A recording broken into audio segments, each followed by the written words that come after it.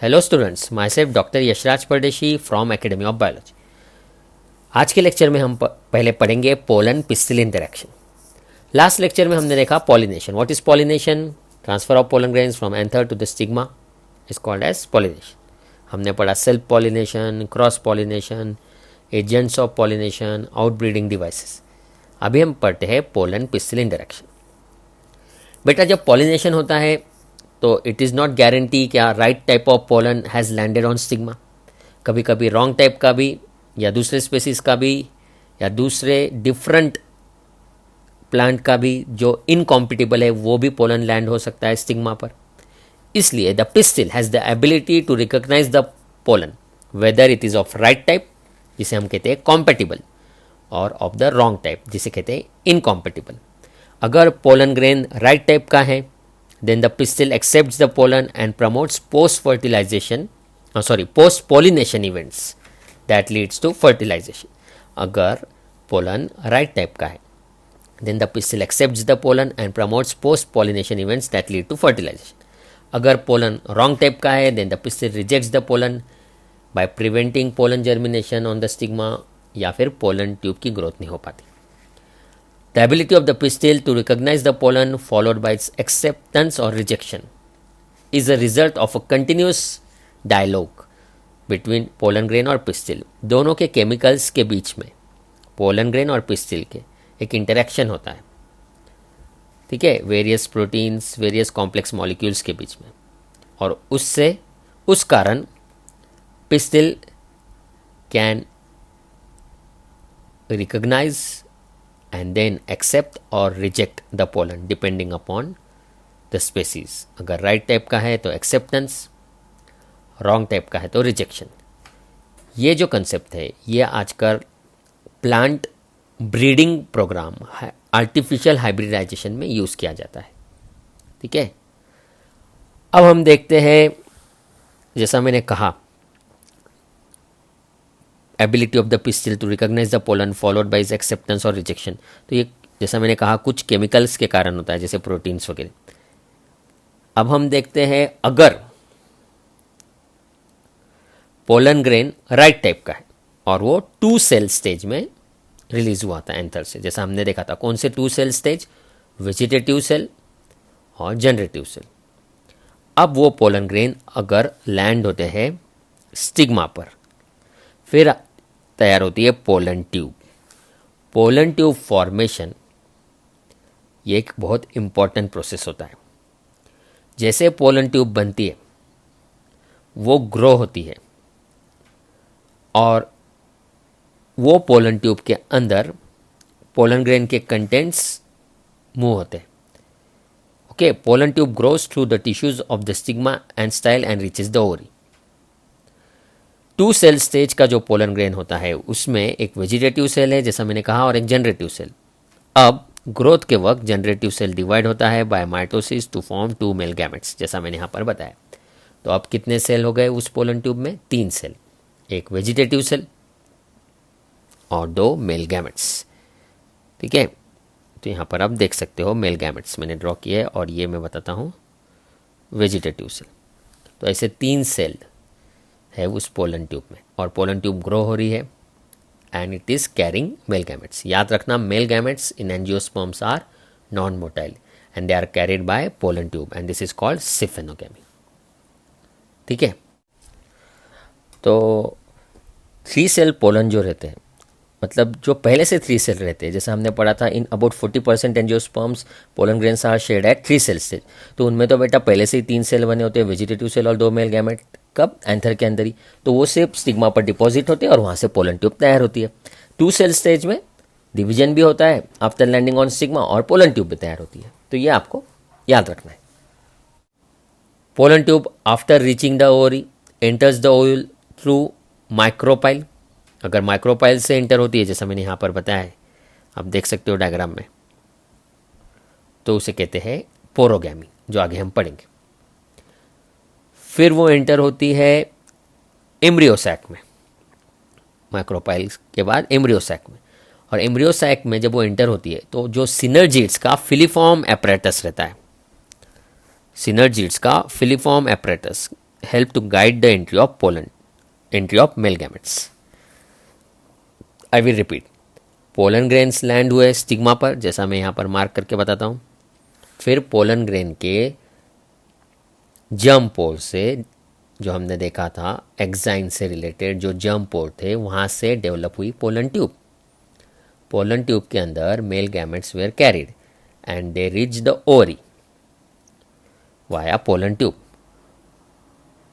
Ovary में फिर ovule में जब उनकी एंट्री हुई तो एम्ब्रियो सैक के सिनर्जिड्स के फिलिफॉर्म एपरेटस ने उन्हें गाइड किया, दो मेल गैमेट्स को. So the male gametes are guided by filiform apparatus of synergids. ये एकदम क्लासिक सवाल बनता है नीट में. Who guide the entry of male gametes into the embryo sac?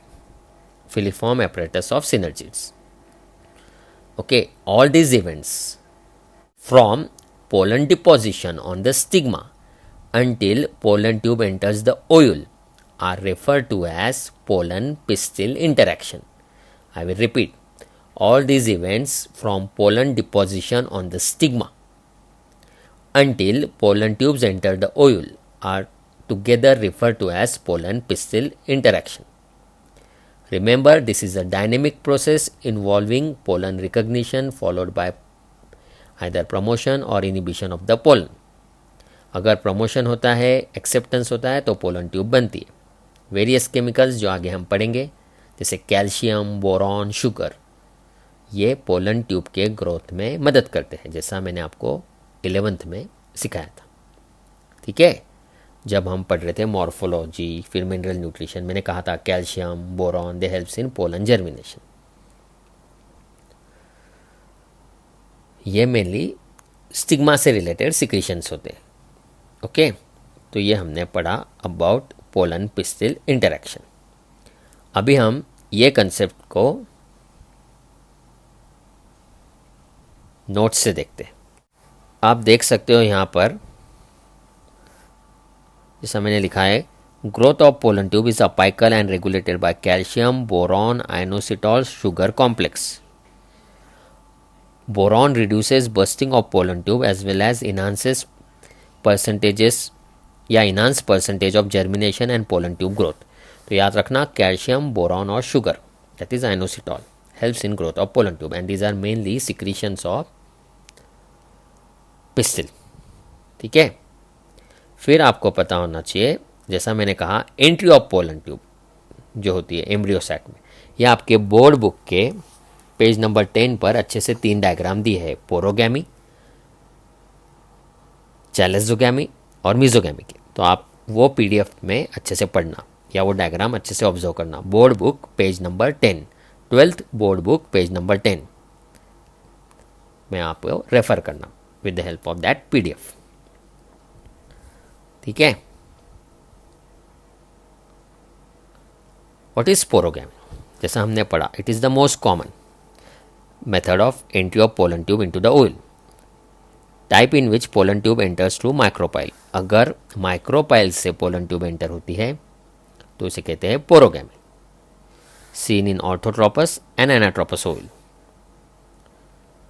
अगर चैलेजा या फ्यूनिकल से वो एंटर होती है पोलन ट्यूब तो उसे कहते हैं बेसिगैमी या चैलेजोगैमी. और अगर इंटीग्यूमेंट से एंटर होती है तो उसे कहते हैं मिजोगैमी. Seen in some Cucurbita. और एक्रोगैमी ऐसी कंडीशन है जिसमें embryo sac comes out of micropyle to receive pollen tube. ये रेयर कंडीशन है. ओके, तो पोरोगैमी में माइक्रोपाइल से एंटर होंगी, चैलेजोगैमी में थ्रू चैलेजा, चैलेजोगैमी को बेसिगैमी भी कहते हैं, और मिजोगैमी में थ्रू इंटीग्यूमेंट्स. ठीक है, तो मैं आपको एक डायग्राम के मदद से वो बताता हूँ. और एक्रोगैमी में embryo sac comes out of micropyle to receive pollen tube. जैसा इस डायग्राम में आप देख सकते हो, ये पोलन ट्यूब एंटर हो रही है. मैं आपको मार्क करके बताता हूँ, यहाँ से माइक्रोपाइल से, तो उसे कहेंगे पोरोगैमी. अगर पोलन ट्यूब, जैसा मैं एरो करके बताता हूँ, यहाँ से एंटर होती है, ठीक है, थ्रू द चैलेजा, तो उसे कहेंगे चैलेजोगैमी. ये चैलेजा वाला एरिया है. और अगर वो इंटीग्यूमेंट से एंटर होती है तो उसे कहेंगे मिजोगैमी. याद रखना ये 3 पॉइंट्स. पोरोगैमी, चैलेजोगैमी और मिजोगैमी। बेटा इसमें बहुत बार क्वेश्चन आता है, ठीक है। और एक बार रिवाइज कराता हूँ, चैलेजा से, ये चैलेजल एंड है तो आप कहोगे चैलेजोगैमी, इंटीग्यूमेंट से तो मिजोगैमी, और माइक्रोपाइल से जैसा मैंने बताया है इट इज़ मोस्ट कॉमन तो आप कहोगे पोरोगैमी। तो ये पॉइंट्स आप याद रखना, ठीक है। अभी हम पढ़ते हैं about double fertilisation.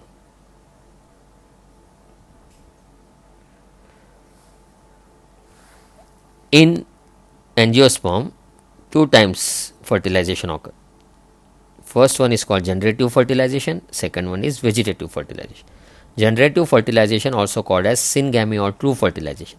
It is fusion of one male gamete with the egg or oosphere to produce diploid zygote. Egg haploid, male gamete haploid और डिप्लॉयड zygote बनता है। zygote को oospore भी कहते हैं और उससे आगे डेवलप होता है embryo. This is called syngamy या जनरेटिव फर्टिलाइजेशन। तो it was discovered by Strasburger, ठीक है। ये पॉइंट आप याद रखना। दूसरा फर्टिलाइजेशन वेजिटेटिव फर्टिलाइजेशन और triple fusion. It is also called pseudo fertilisation. It is the fusion of nucleus of male gamete with the secondary diploid nucleus, जो हमने पढ़ा था एम्ब्रियो सैक में। तो 2n + n, तो ट्रिपल फ्यूजन से बनता है primary endosperm nucleus. I will repeat, one male gamete and a diploid secondary nucleus give rise to triploid primary endosperm nucleus, जो कन्वर्ट होता है आगे चल के एंडोस्पर्म में।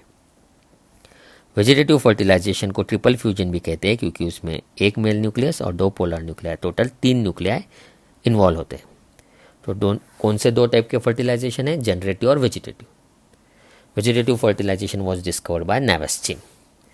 तो अब ये मैं आपको डायग्राम के मदद से बताता हूँ the concept of double fertilisation.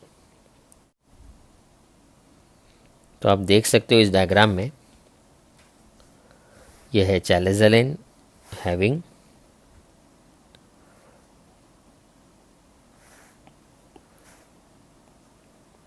Antipodals. फिर आप देख सकते हो माइक्रोपाइलर एंड पर एग एपरेटस हैविंग सिनर्जिड्स, जो ब्लू कलर से मैंने ड्रॉ किया, और एक एग या oosphere, ठीक है। ये जो है दीज आर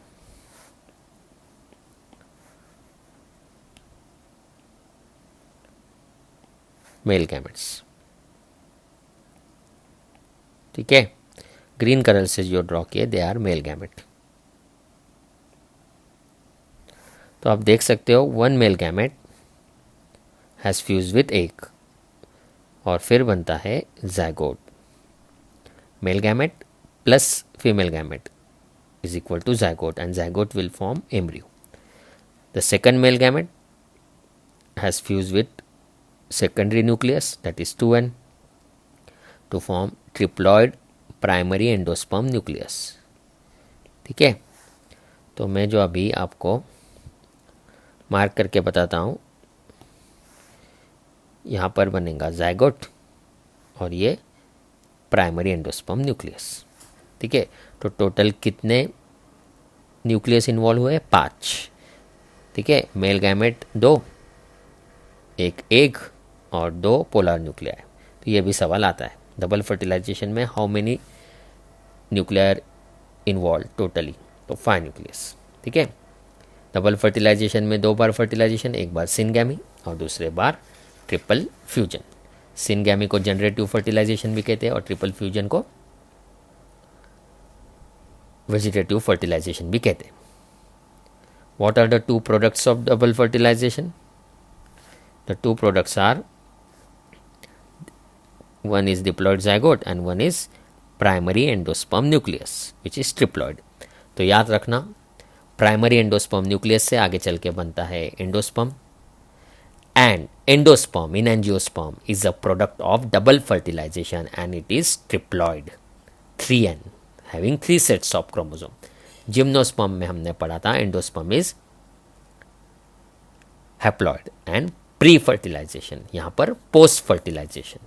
याद रखना एंजियोस्पर्म का endosperm 3N triploid and it is post fertilisation product. तो ये आप पेज नंबर 34 से पढ़ सकते हो NCERT के, ठीक है। फिर आपको पता होना चाहिए कि इम्पोर्टेंट पार्ट, दैट इज़ ये डायग्राम इम्पोर्टेंट है एग्ज़ाम पॉइंट ऑफ व्यू के लिए, बोर्ड एग्ज़ाम के लिए। डायग्राम शोइंग डबल फर्टिलाइजेशन, आप इसे अच्छे से ड्रॉ करना और फिर बोर्ड बुक के पेज नंबर 10 से भी इसे एक बार रिवाइज करना। सिग्निफिकेंस क्या है डबल फर्टिलाइजेशन का? जो डिप्लॉयड ज़ायगोट है it will develop into embryo which will consequently develop into a new plant. Double fertilization is seen only and only in angiosperm. It is a unique feature of angiosperm. The triploid primary endosperm nucleus will develop into a nutritive endosperm tissue. Fertilisation के कारण diploid state restore हो गई, ठीक है। Next lecture में हम देखेंगे post fertilisation changes में क्या एंडोस्पर्म कैसा डेवलप होता है, एम्ब्रियो कैसा डेवलप होता है, ओके। यही पॉइंट्स मैंने नोट्स में भी आपको रिवाइज करवाए, जैसा आप देख सकते हो यहाँ पर। और मैंने एक डायग्राम यहाँ पर ड्रॉ किया है ताकि आपको और एक बार एक्सप्लेन कर सकूँ। यहाँ पर माइक्रोपाइल, ये चैलेजा, तो ये जो है ये है एग, और ये रेड कलर का जो ड्रॉ किया है वो मेल गैमेट, तो इनका प्रोडक्ट होगा जाइगोट, फ्यूजन का प्रोडक्ट होगा जाइगोट। ये हो गया फर्स्ट फर्टिलाइजेशन। और ये जो दूसरा डायग्राम मैंने निकाला है ये वो उनका फ्यूजन का प्रोडक्ट होगा प्राइमरी एंडोस्पर्म न्यूक्लियस, जो होगा ट्रिप्लॉइड। जाइगोट कैसा है? Diploid. Primary endosperm nucleus triploid, तो दैट इज 2 टाइम फर्टिलाइजेशन। तो बेटा कम से कम मैंने 2 से 3 बार आपको with the help of diagram, with the help of slide, with the help of notes explain किया है, ठीक है। तो इसको अच्छे से पढ़ना। फिर एक याद रखना, double fertilisation was discovered by Nawaschin in Lilium plant, Lilium and Fritillaria. ये एक पॉइंट आप याद रखना। आपके स्टेट बोर्ड के 12th के एग्ज़ाम में डबल फर्टिलाइजेशन पर लॉन्ग क्वेश्चन बहुत बार पूछते हैं, तो इसको थोड़ा लिख कर भी प्रैक्टिस करके रखना, डायग्राम ड्रॉ करना और सिंगैमी और ट्रिपल फ्यूजन के डेफिनेशंस अच्छे से लर्न करके रखना, ठीक है। तो बेटा आपको ये अच्छे से रिवाइज करना है। साथ ही साथ NCERT का पेज नंबर 31 का लास्ट पैराग्राफ, फिर 32, 33 और 34 पढ़ के निकालना है। पेज नंबर 32 पर जो आपको डायग्राम्स दिखेंगे वो आप अच्छे से स्टडी करना, मैंने वो कंसेप्ट पूरा आपको एक्सप्लेन कर दिया है, ठीक है। फिर आपको और एक कंसेप्ट मैं बताना चाहता हूँ, प्राइमरी एंडोस्पर्म न्यूक्लियस जो बनता है उस सेल को बोलते हैं प्राइमरी एंडोस्पर्म सेल, जो आगे चल के एंडोस्पर्म बनाता है, जो हम नेक्स्ट लेक्चर्स में पढ़ने वाले। फिर NCERT के पेज नंबर 33 पर आपको आर्टिफिशियल हाइब्रिडाइजेशन वाला जो कंसेप्ट मेंशन किया है वो डिटेल में तो चैप्टर 9 में, that is strategies for enhancement in food production में कवर होता है। अभी हम उसका नेक्स्ट लेक्चर में थोड़ा सा आपको 2 से 3 टर्म्स के बारे में डिस्क्राइब करेंगे, जैसे इमैस्कुलेशन, बैगिंग, रीबैगिंग वगैरह, ठीक है। So this was about today's lecture. Thank you.